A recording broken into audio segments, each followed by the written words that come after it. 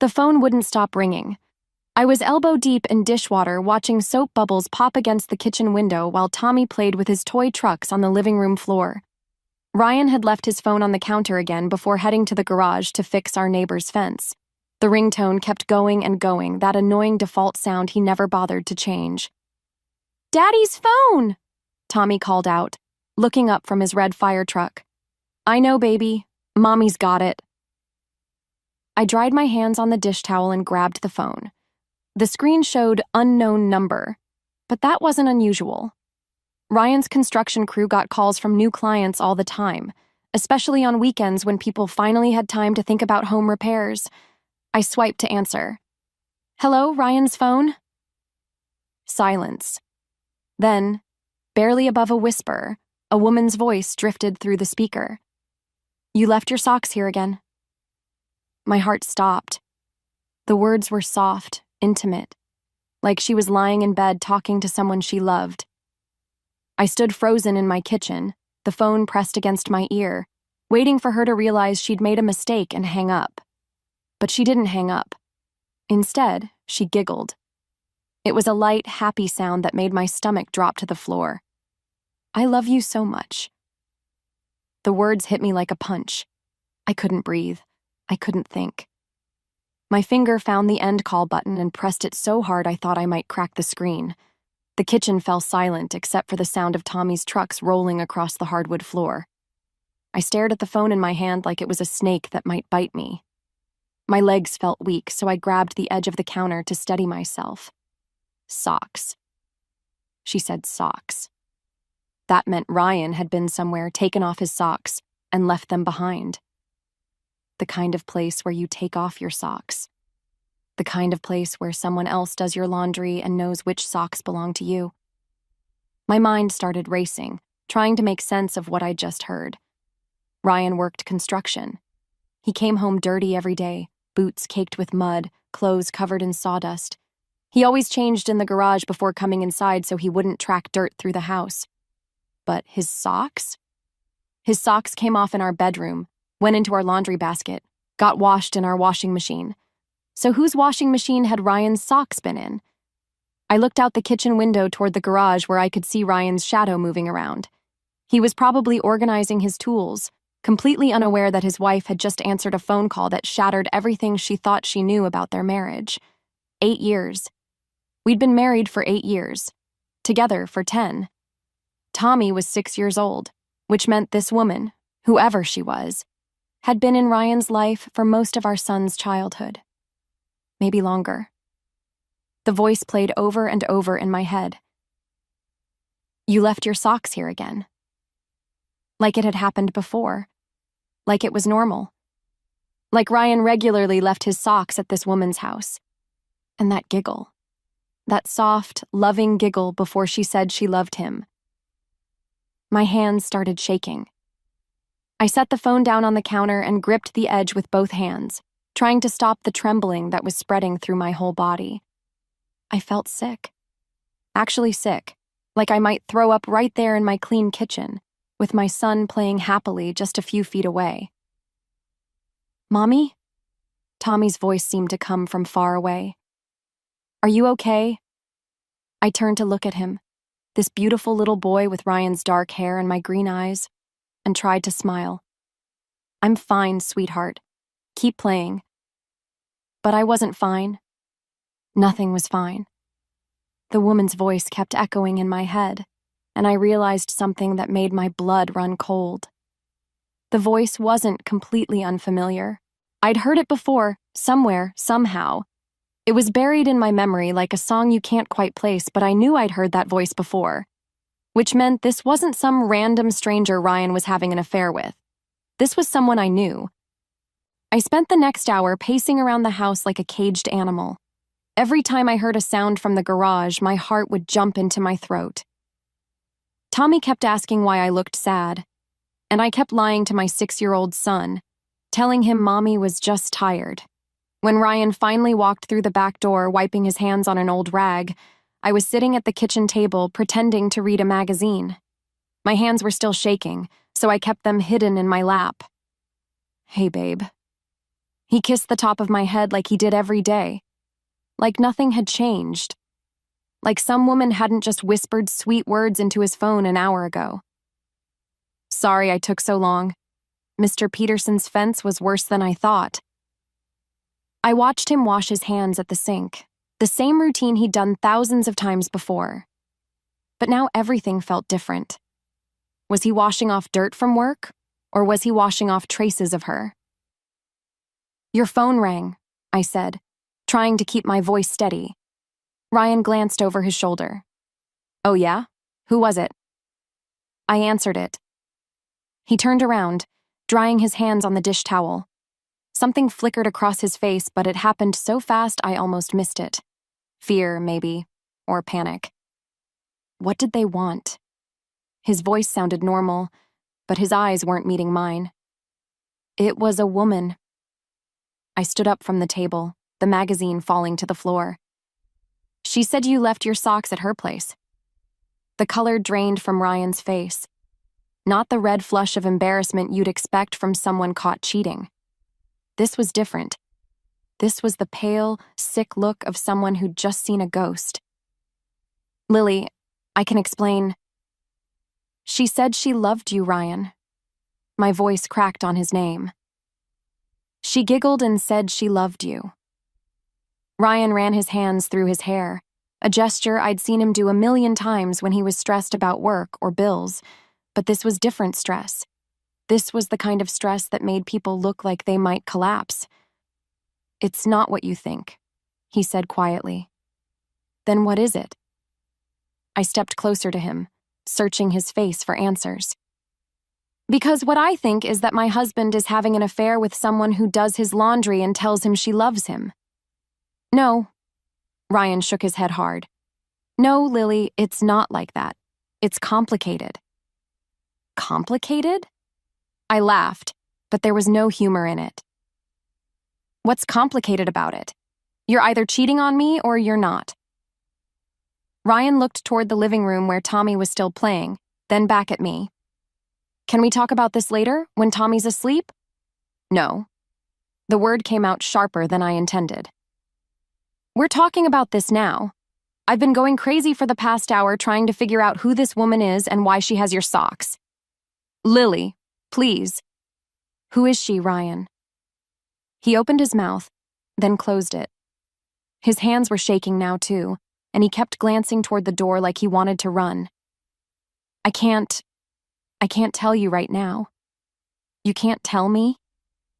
My voice was getting louder, and I saw Tommy look up from his trucks. I forced myself to lower it. Your wife can't know who you're sleeping with? I'm not sleeping with anyone. Ryan's voice was desperate now. God, Lily, I would never cheat on you. Never. You have to believe me. Then explain the phone call. I can't. Why not? Because... He looked lost, like a little boy who'd broken something and didn't know how to fix it. Because you wouldn't understand. That hurt worse than anything else he could have said. Try me. Ryan stared at me for a long moment, and I could see him fighting some internal battle. Finally, he pulled his phone out of his pocket and started scrolling through it. What are you doing? I need to make a call. His voice was barely above a whisper. I need to fix this. He walked toward the back door, phone already pressed to his ear. Ryan, don't you dare walk away from me. But he was already outside, and through the window I could see him pacing back and forth in our backyard, talking urgently to whoever had answered. The same person who'd answered when I called, probably. The woman with the familiar voice who loved my husband. That night, Ryan slept on the couch. He said he needed space to think, but I knew he was avoiding me. I lay in our empty bed, staring at the ceiling, replaying every conversation we'd had over the past few months, looking for clues I'd missed. The next morning, Ryan left for work before Tommy and I woke up. He'd made coffee and left a note on the kitchen counter. We'll talk tonight. I promise. I love you. But I couldn't wait until tonight. The not knowing was eating me alive. After dropping Tommy off at school, I came home and did something I'd never done in 8 years of marriage. I went through Ryan's things. I started with his dresser drawers, looking for anything that seemed out of place. Love letters, receipts, phone numbers written on scraps of paper. But everything looked normal. Work clothes, old t-shirts, the watch I'd given him for our anniversary. Then I moved to his desk in the corner of our bedroom. Ryan wasn't the most organized person, but he kept important papers in the bottom drawer. Insurance documents, Tommy's birth certificate, our marriage license. That's where I found the bank statements. At first, everything looked normal. Ryan's paychecks going in, our mortgage payment going out, grocery store purchases, gas stations. But then, I noticed something strange. Every month, for the past 3 years, there was a payment for exactly $450 to something called Willowbrook Care Center. $450. Every single month. For 3 years. I'd never heard of Willowbrook Care Center. I'd certainly never agreed to pay them almost $500 a month. That was more than our car payment. My hands were shaking as I pulled out more statements, going back further. The payment started in January 2022, just a few months after Tommy started kindergarten.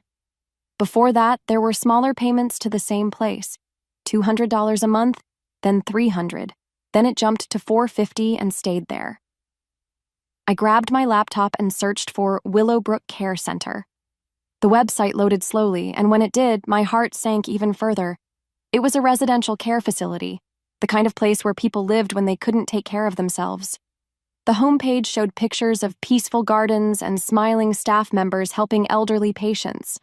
But as I read more, I realized it wasn't just for elderly people. Willowbrook specialized in long-term care for people with mental health issues, developmental disabilities, and chronic illnesses, people who needed round-the-clock supervision and medical care. Ryan had been paying for someone's care at this facility for years, someone I didn't know existed. I clicked through the website, looking for more information. There was a section about visiting hours, family support groups, and payment plans. Everything was designed to help families navigate the difficult process of having a loved one in long-term care. A loved one. Someone Ryan loved enough to spend thousands of dollars caring for them. Someone he'd hidden from me for our entire marriage. I printed out the bank statements and the information about Willowbrook, then sat at the kitchen table staring at the evidence spread out in front of me. The woman on the phone, the mysterious payments, Ryan's strange reaction when I confronted him. This wasn't a simple affair. This was something much more complicated.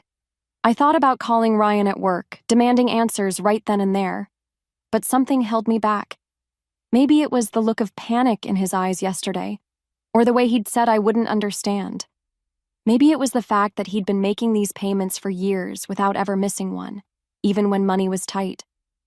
Whatever was happening at Willowbrook Care Center, it was important enough for Ryan to sacrifice our family's financial security, important enough to lie to his wife about for years. I looked at the address on the website. Willowbrook was only 20 minutes away on the other side of town.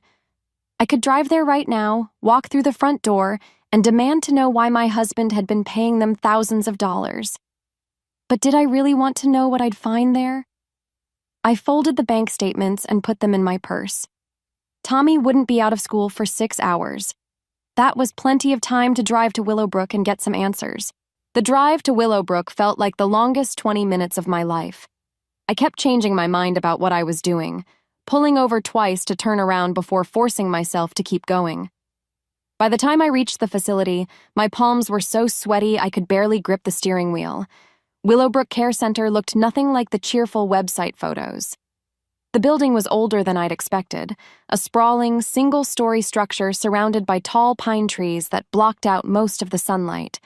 The parking lot was half empty, and the few cars there looked like they belonged to staff rather than visitors. I sat in my car for 10 minutes, watching people come and go through the main entrance. A woman in scrubs wheeled an elderly man out to a van. A younger man carried flowers through the front door, his shoulders slumped like he was carrying the weight of the world. Finally, I forced myself to get out of the car and walk toward the entrance. The automatic doors slid open with a soft whoosh, and I stepped into a lobby that smelled like disinfectant and artificial flowers. "Can I help you?"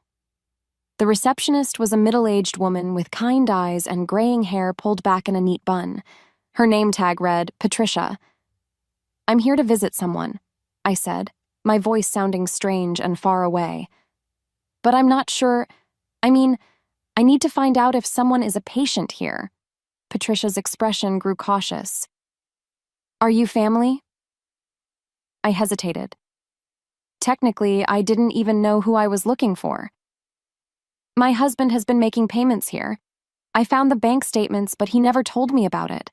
I just need to understand what's going on." "I'm sorry, but I can't give out patient information unless you're listed as an authorized contact." Patricia's voice was gentle but firm. "What's your husband's name? Maybe I can check if he's on file." "Ryan Mitchell." Patricia typed something into her computer, and I watched her face change. Recognition flickered in her eyes, followed by something that looked like sympathy. "Oh," she said softly. "You're Ryan's wife." The way she said it made my stomach drop, like she knew who I was, or at least knew that I existed. Like my husband had talked about me to these people I'd never met. "You know Ryan? He's been coming here for years. Such a devoted brother." Patricia caught herself and looked uncomfortable. I probably shouldn't have said that. Brother. The word hit me like a physical blow. Ryan had a brother? Or a sister? Someone he'd been visiting for years without ever mentioning them to me. "I don't understand," I said, gripping the edge of the reception desk. "Ryan doesn't have any siblings. His parents died when he was young. He told me he was an only child." Patricia looked genuinely confused now. "But he comes every month to visit Sophia. He handles all her care arrangements, pays for everything. We all assumed you knew." Sophia. The name meant nothing to me, but hearing it spoken out loud made everything feel more real. This wasn't some abstract mystery anymore. There was an actual person named Sophia who my husband visited every month. Someone he cared for and paid for and had never once mentioned to his wife. "Can I see her?" The words came out before I could stop them. "Can I visit Sophia?" Patricia shook her head. "I'm sorry, but you're not on her approved visitor list. Only Ryan is authorized to visit, and he specifically requested that no one else be allowed access without his written permission." "He what?" My voice was getting louder, and I saw other people in the lobby turn to look at us. "He specifically said I couldn't visit?" "Not you specifically," Patricia said quickly. "He just said family only, and he's listed as her only family contact." I felt like I was drowning. Ryan had not only hidden this person from me, he'd actively prevented me from finding out about her. He'd made sure that even if I somehow discovered Willowbrook, I wouldn't be able to learn anything about Sophia. "What's wrong with her?" I asked desperately. "Why is she here?" Patricia glanced around the lobby, then leaned closer to me. "I really shouldn't be telling you this, but she has severe mental health issues. She's been here since she was in her early 20s. Ryan's been her guardian since before you two got married." Guardian. The word made everything click into place. The monthly payments, the secrecy, the panic in Ryan's eyes when I confronted him about the phone call. Sophia wasn't just someone Ryan visited, she was someone he was responsible for. Someone who depended on him completely. Someone who thought she was in love with him. I couldn't leave. Not yet. Not when I was this close to understanding what had been hidden from me for years. "When are visiting hours?" I asked Patricia. She glanced at the clock on the wall. "They start in about an hour, but like I said, you're not on the approved list." What if I said I was Ryan's wife and he sent me to check on Sophia? What if I said it was an emergency? Patricia looked uncomfortable. I could get in trouble for that. "Please." I leaned across the desk, lowering my voice. "I just found out my husband has been hiding someone from me for our entire marriage. I need to understand what's happening. I promise I won't cause any problems." Something in my voice must have convinced her, because Patricia sighed and looked around the lobby again. Room 127. Down the hall, turn left at the nurse's station. But if anyone asks, you didn't hear it from me. I thanked her and found a chair in the lobby to wait. The hour crawled by like a week. I watched families come and go, some looking hopeful, others looking heartbroken. I wondered which category I'd fall into when I finally met Sophia. When visiting hours started, I followed Patricia's directions down a long hallway lined with patient rooms. Some doors were open, and I could see people inside watching television or talking with visitors. Others were closed, with only nameplates to indicate who lived behind them. Room 127 had Sophia Mitchell written on a small white card next to the door. Mitchell. She had Ryan's last name. I knocked softly and heard a voice call out, "Come in." The room was small but comfortable, with a single bed, a dresser, and 2 chairs by the window.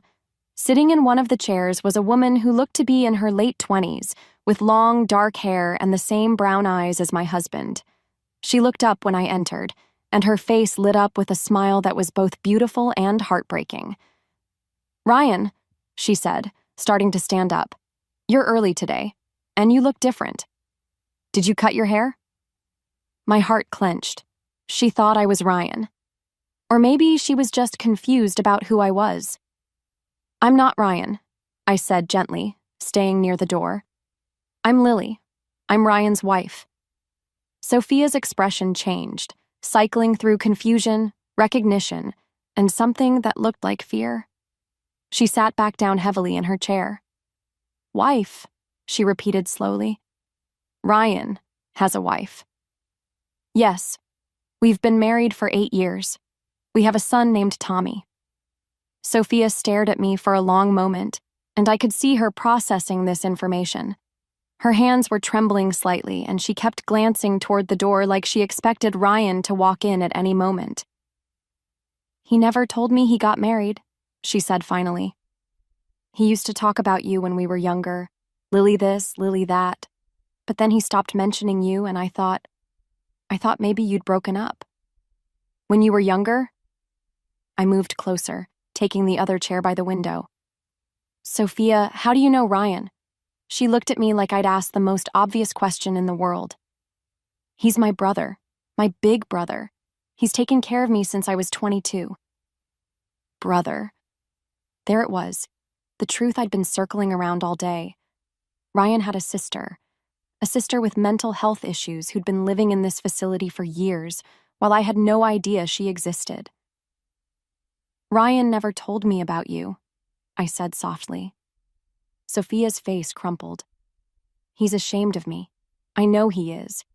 I'm broken, and he doesn't want people to know about his broken sister." "I don't think that's true." "It is." Tears started rolling down her cheeks. "I ruined everything for him. Our parents sent me away because I was too much trouble, and Ryan had to choose between them and me. He chose me, and they disowned both of us." The pieces were starting to come together. Ryan's parents hadn't died young like he'd told me. They'd abandoned their children when Sophia became too difficult to handle. "What happened when you were 22? I asked. Sophia wiped her eyes with the back of her hand. "I had what the doctors call a psychotic break. I started hearing voices, seeing things that weren't there. I thought people were trying to hurt me. I couldn't work anymore, couldn't take care of myself." She looked out the window at the pine trees swaying in the breeze. "Sometimes I still get confused about things, like today when I called Ryan and told him I loved him. I know he's my brother, but sometimes my brain forgets and thinks he's my boyfriend. The doctors say it's part of my illness." The phone call. Finally, it all made sense. I drove home in a daze, my mind reeling from everything Sophia had told me. By the time I picked up Tommy from school, I felt like I was moving through water, going through the motions of normal life while my world had completely shifted. Ryan's truck was in the driveway when we got home. He was sitting at the kitchen table, still in his work clothes, looking like he hadn't slept in days. "Daddy!" Tommy ran to him, and Ryan scooped him up in a hug that lasted longer than usual. "Hey, buddy. How was school?" "Good. We learned about dinosaurs. Did you know some dinosaurs were as big as school buses?" That's amazing. Ryan's voice was strained, and his eyes kept darting to me over Tommy's head. Why don't you go play in your room for a bit? Mommy and Daddy need to talk. After Tommy disappeared upstairs, Ryan and I stared at each other across the kitchen. He looked exhausted and defeated, like a man who'd been carrying a weight too heavy for him to bear. I went to Willowbrook today, I said quietly. Ryan's shoulders sagged. I know. They called me. I met your sister. He flinched like I'd slapped him. Lily, I can explain. She told me everything, Ryan. About her illness, about your parents, about why she's there. I sat down across from him, my anger from yesterday replaced by something deeper and more complicated. What I don't understand is why you never told me. Ryan buried his face in his hands. When he looked up, his eyes were red-rimmed and full of pain I'd never seen before. Because I was ashamed, he whispered. Not of Sophia, but of everything else. Of my parents who threw her away like garbage when she got sick. Of the fact that I couldn't take care of her myself. Of the lies I had to tell to make people think I was normal. Normal? I reached across the table and took his hand. Ryan, having a sister with mental illness doesn't make you abnormal. Doesn't it? His voice cracked. When we first started dating, you talked about wanting a big family, about how lucky you were to have such loving parents. How was I supposed to tell you that my parents disowned us? That my sister lives in a facility because she sometimes thinks I'm her boyfriend instead of her brother? The pain in his voice broke my heart. You could have trusted me. I wanted to. God, Lily, I wanted to tell you so many times, but the longer I waited, the harder it got. And then we got married and had Tommy, and I was terrified that if you knew the truth, you'd leave. That you'd think our kids might inherit Sophia's illness, or that you couldn't handle being part of such a messed-up family. I squeezed his hand tighter. So you've been carrying this alone for 8 years? I visit her every month. I handle all her medical decisions, her finances, everything. She's my responsibility, and I couldn't abandon her like our parents did. Tears were streaming down his face now. But I also couldn't risk losing you and Tommy. You two are everything to me. The phone call yesterday.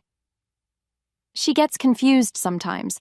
The medication helps, but she still has episodes where reality gets mixed up in her head. She called because she was having a bad day and needed to hear my voice, but in her mind, I wasn't her brother in that moment.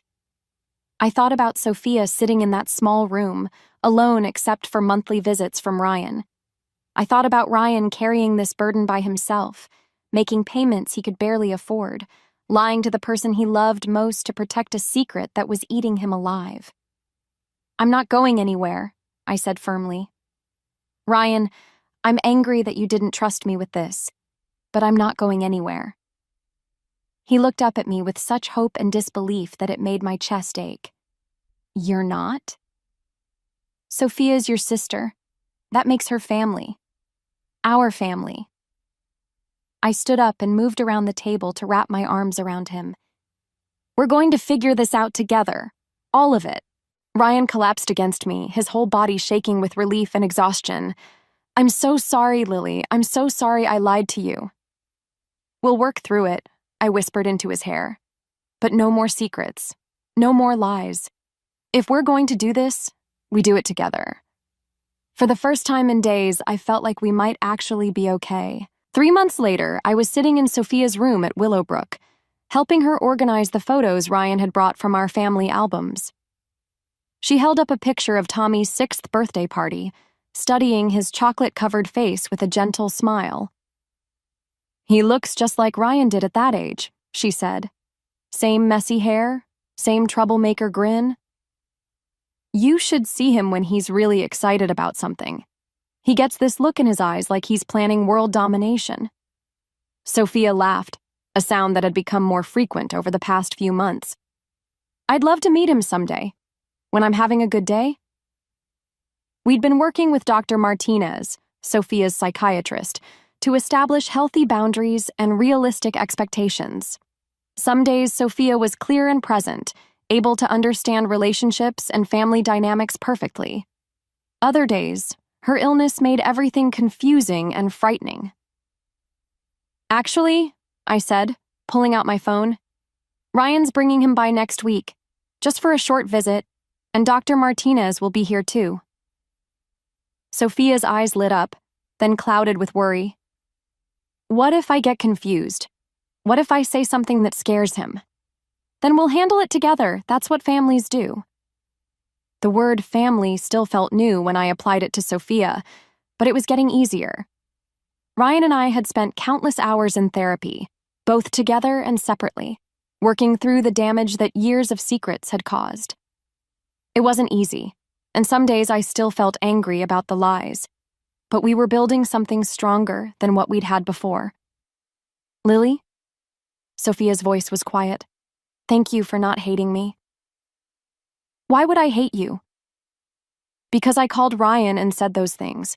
Because I made you think he was cheating. Because I'm the reason he had to lie to you for so long." I set down the photo album and turned to face her fully. "Sophia, you didn't make Ryan lie to me. That was his choice, and it was the wrong choice, but it wasn't your fault. You were just trying to reach out to the one person who's always been there for you." She nodded, but I could see she was still struggling with guilt. Dr. Martinez said that was normal for people with Sophia's condition. They often blamed themselves for things beyond their control. "Besides," I added, "if you hadn't made that phone call, I might never have found out about you. And that would have been a real tragedy, because Tommy deserves to know his aunt." The drive home from Willowbrook had become routine, but I still used the time to process my visits with Sophia. Today felt different, though, hopeful in a way that the early visits hadn't been. At home, I found Ryan and Tommy in the backyard, working on a treehouse that had become Ryan's latest project. It was his way of dealing with stress, building things with his hands while his mind worked through complicated emotions. "How's Aunt Sophia?" Tommy called down from his perch on the ladder. We'd told him about Sophia gradually, explaining that she was sick in a way that made her brain work differently sometimes, but that she was still family, and we loved her. "She's good. She's excited to meet you next week." "Is she really going to live with us someday?" Tommy asked, climbing down from the ladder. Ryan and I exchanged glances. We'd been discussing the possibility of Sophia moving to a group home closer to us, maybe even eventually having her own apartment with support services, but it was still just a possibility, dependent on her progress and what her doctors thought was best. "Maybe," Ryan said carefully, "but even if she doesn't live with us, she'll always be part of our family." That evening, after Tommy was asleep, Ryan and I sat on our back porch watching the stars come out. It had become our new tradition, this quiet time to check in with each other and make sure we were staying connected. "I never thought I'd say this," Ryan said, taking my hand, "but I'm glad you answered that phone call. Even though it almost destroyed us? It didn't destroy us, it made us stronger." He squeezed my hand, and it brought Sophia back into the light instead of keeping her hidden in the shadows. I leaned against his shoulder, feeling the solid warmth of him, the certainty that we'd weathered the storm and come out better for it. "No more secrets," I said. "No more secrets," he agreed. And for the first time in months, I believed him completely.